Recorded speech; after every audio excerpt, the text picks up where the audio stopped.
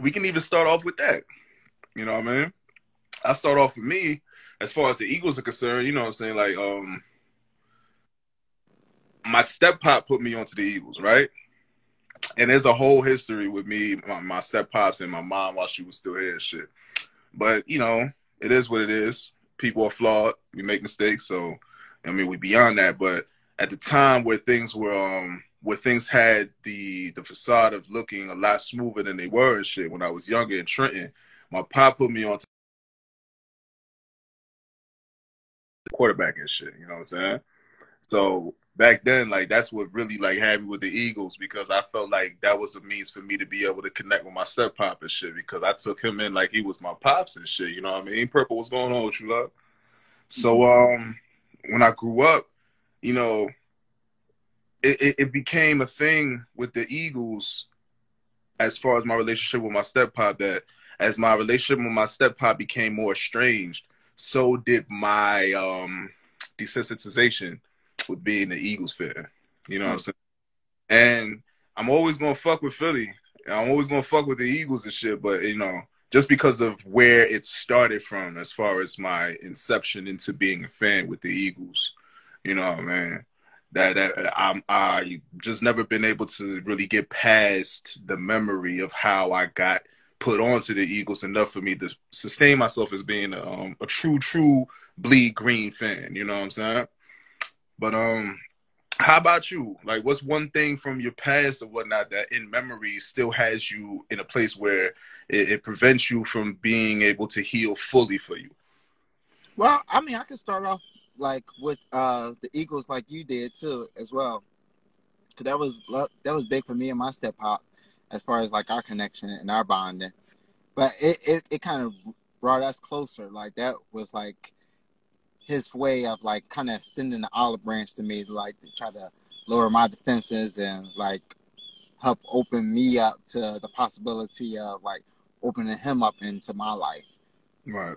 As like Eagles, Sixers, that was like our thing. Like we'll go to different sporting events, sit in there and everything, and then that'd be like our time to like really like for us to really have like some man on man time Right. with like exclusively me and him, and he can really just like pick my head, give me some advice on different things, give me some wisdom, uh, give me some scolding when I needed it, you know, like everything, you know, like it's big. Like I actually miss that. Like when I'm watching games now, the part of part of the enjoyment I used to get out of watching games was that quality time I used to get with him. So now I don't get that. I'm like kind of trying to install that into my nephew when I be having him with me, like I feel that.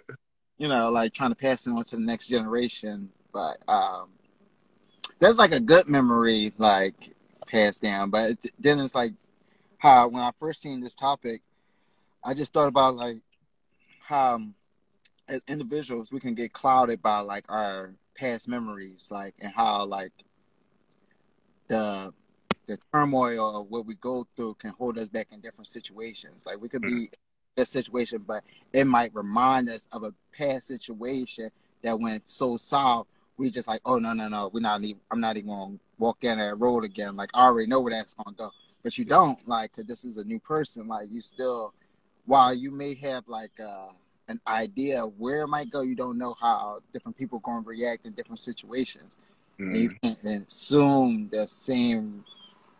You can't place the same expectations and reactions out of people because someone else did certain things in your past. I don't know if that's really making sense. I'm trying to get the No, word. well, I feel you. So I want to say akin or parallel to that gem. I had a conversation with one of our brothers up here. His name is Sam. You ain't meet him, but he cool as shit. So, you know what I mean? One of these days that you able to bring your ass up here, nigga. You know what I'm saying? Yo, I'm off tomorrow. I'm off tomorrow. I'll come up there tomorrow. Like, We'll set it up. We'll set it up. But yeah, you'll meet him. You'll meet him. He real cool. He a solid brother. And we were talking, and you know, he lost his pop when he was young.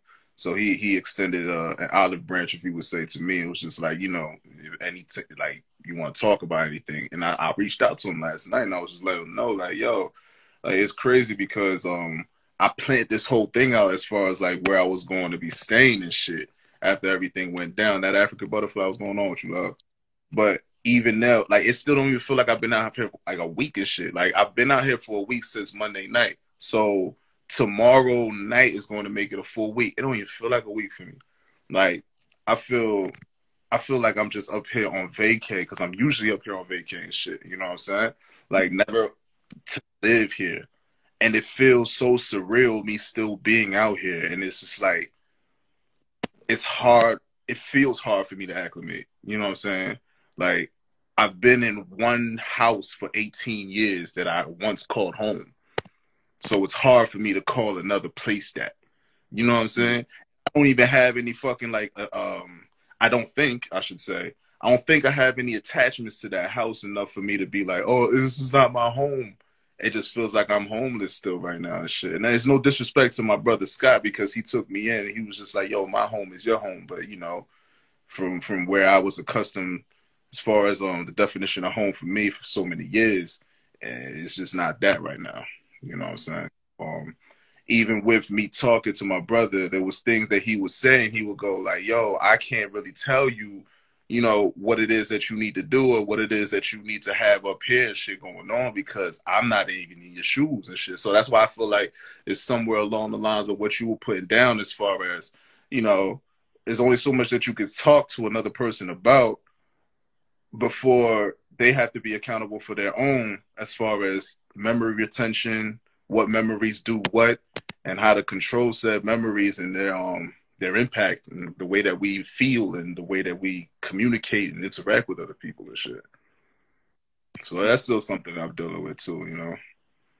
Yeah, I mean, that's something that we all dealing with. Like, I don't think you ever mastered that. Like, I think you just kind of adapt and improve as you continue going on. That's why we continue to make mistakes in life. Like, Right. because like it's certain things that I wish that aren't, but they are triggers to me. Like when I hear certain words or certain actions are being done, like they do trigger me to like bad places in my life or like bad memories. And I do gotta kind of check myself and like even in those moments, like as I'm trying to check myself, it's still kind of hard because like the memory is there and it's just like like and it's just like I want to give you the benefit of the doubt, but like my memory and my gut is telling me otherwise, and I don't want to ignore that and then regret not trusting that, you know, like and it kind of put me in like tossed up situations where like sometimes I just well, depending on what it is, sometimes I might react towards that memory. Like if the memory was that painful, I'll be like, nah, you know what? Fuck that. Like this is what happened last time. I let that shit out. I'm addressing this shit right here. Like and if the consequences are bad, I kinda gotta just deal with that and live with that. But Mm. uh, I'm trying to work on where I'm just like I'm I'm trying to get to this point where because all right, so I've been watching this video on YouTube and it's supposed to be like it's supposed to be like a self breakdown, like to help you like build more trust in the people that you care about. Like, and I was just like, you know, I can always use that because I always have a hard time trusting to begin with. So I was just like, all right. So each situation is pretty much telling you to like remember the person that you're talking to, and then remember the situation that you're in, and then think about that person and think about would this person really react the way you think this situation justifies for, or Mm. and if it does, then okay, react how you was gonna react. But if it doesn't, you know, change course. Like, and that's why Mm. I'm trying to like really get into like and stop judging people based off past memories. Like being like, oh, okay, no, this last time somebody did some shit like that, they was wrong to me. No, like you know what, you never wronged me before, so I shouldn't even expect that from you. You know, like I maybe I'm not even seeing the whole scope of things. Like maybe I'm just so blind to like my memories, I'm not even allowing myself to be open to the possibility that, you know, like that isn't a bad thing. You know, it was just used badly, you know. Mm. I feel that. I dig that. I fucks with that.